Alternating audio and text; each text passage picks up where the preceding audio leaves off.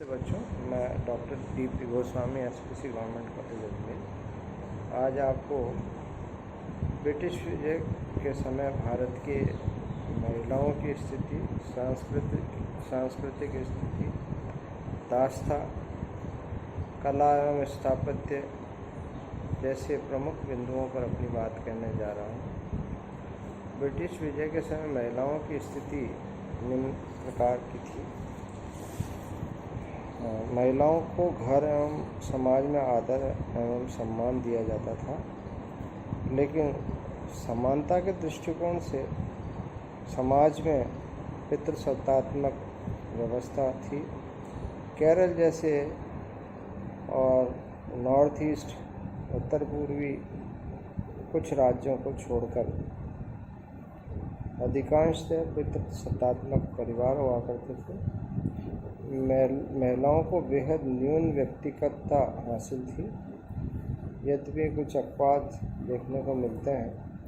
उच्च वर्ग की महिला घर पर ही रहती थी।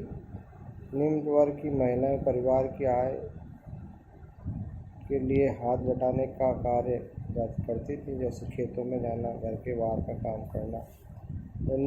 हिंदू एवं मुस्लिम दोनों महिलाओं के बीच में पर्दा प्रथा थी और ये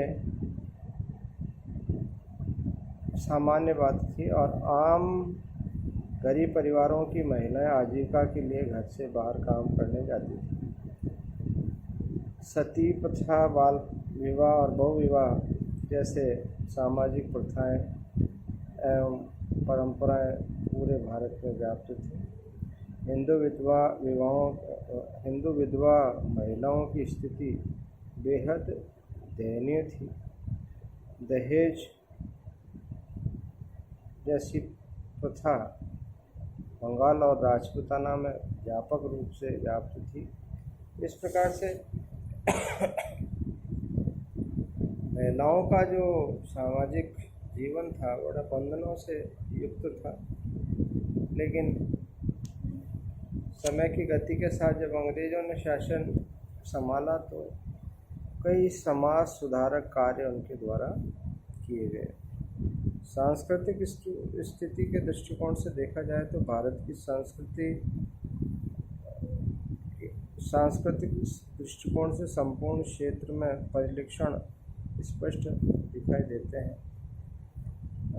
सांस्कृतिक जो निरंतरता वो सतत बनी हुई थी अंग्रेजों के समय में भी, और स्थानीय परंपराओं को भी निरंतर रूप से माना जाता था। लेकिन भारतीय संस्कृति की मुख्य कमजोरी विज्ञान के क्षेत्र में पिछड़ना थी और भारतीय विज्ञान एवं प्रौद्योगिकी के क्षेत्र में पश्चिम से बेहद पीछे छूट गया था। भारतीय सोच परंपराओं से बंधी हुई थी और सामाजिक कुरीतियाँ और अंधविश्वासों का घर इनमें बना हुआ था। अधिकतर भारतीय शासकों ने सैन्य प्रशिक्षण, आयुध और युद्ध कला की तकनीकियों के अलावा पश्चिमी जो देश की चीज़ें थी उनमें रुचि नहीं दिखाई। भाषा एवं साहित्य के क्षेत्र में कुछ सकारात्मक संकेत दृष्टिगोचर होते हैं। 18वीं शताब्दी के दौरान उदाहरण स्वरूप हिंदी, मलयालम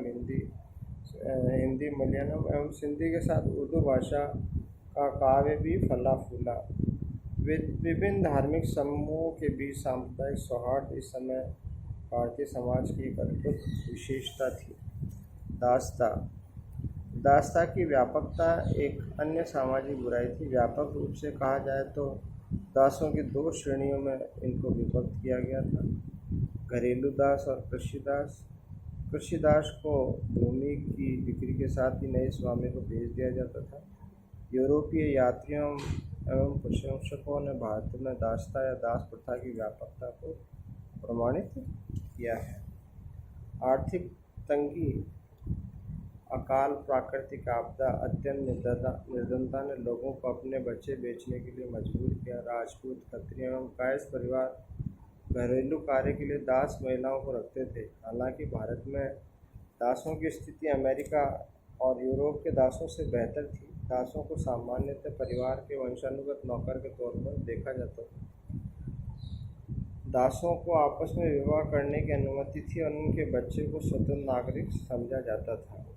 भारत में यूरोपियों के आगमन पर, विशेष रूप से पुर्तगाली, डच और अंग्रेजों के आने से दासता एवं दास व्यापार को एक नया आयाम प्राप्त हुआ। 1752 में दासों की नियमित खरीदारी एवं पंजीकरण के लिए कलकत्ता में एक कोर्ट हाउस बनाया गया था। कला एवं स्थापत्य। दिल्ली में कला, स्थापत्य एवं साहित्य को संरक्षण के अभाव में संबद्ध प्रतिभाएं हैदराबाद, लखनऊ, मुर्शिदाबाद, जयपुर इत्यादि नए राज्यों में कूच कर गई।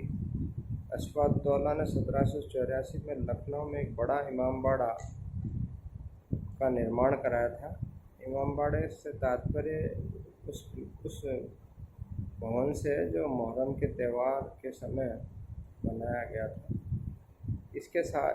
इसमें सारे के लिए किसी प्रकार के स्तंभ का न होना इससे स्थापत्य के दृष्टिकोण से बेहद खास बनाता है। सवाई जय सिंह ने भारत में सुप्रसिद्ध गुलाबी शहर जयपुर एवं 5 खगोलीय वेधशालाओं का निर्माण कराया, जिसमें जयपुर, नई दिल्ली, बनारस की वेधशालाएं शामिल हैं।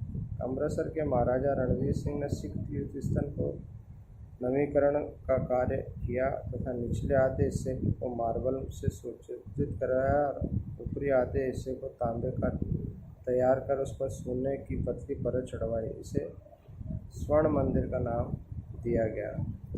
उर्दू, बंगाली, असमिया, पंजाबी, मराठी, तेलुगु, तमिल जैसी देशी बोलियों का बेहद विकास हुआ। भारत में 18वीं शताब्दी के दौरान ईसाई मिशनरियों ने प्रेस की स्थापना की तथा बाइबल का देशी संस्करण निकाला। जीजनबर्ग, एक दानिश मिशनरी, ने तमिल व्याकरण का संकलन किया और बाइबल को तमिल संस्करण में प्रकाशन कराया। बस तीसरा दाता मिशनरी कैरी वॉर्ड मार्शमैन ने सरेराम में एक प्रिंटिंग प्रेस की स्थापना की और बाइबल एक बंगाली संस्करण में प्रकाशित किया। तो इस प्रकार से मुग़ल साम्राज्य के पतन के साथ ही मराठाओं का उत्तरोत्तर विकास हुआ और भारतीय समाज में जो सारी व्यवस्था थी वो शनय मुग़लों के हाथ से छिटकती चली गई।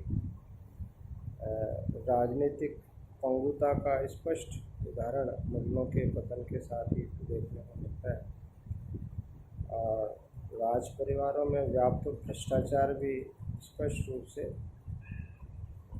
दृष्टिगोचर होता है।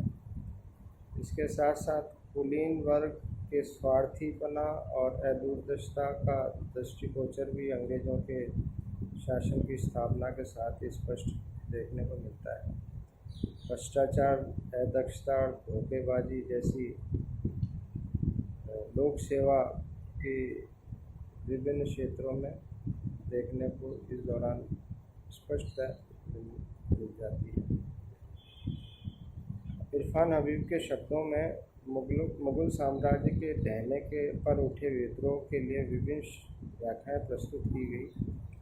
यहाँ हमारी चिंता यह है कि 17वीं एवं 18वीं शताब्दी के पूर्वार्ध की सत्ताओं को क्या कहना पड़ा और दिखाई देने लगा, जिसके कारण आर्थिक एवं प्रशासनिक भारी नुकसान उठाना पड़ा। सारांश के रूप में यह कहा जा सकता है कि अंग्रेज़ों के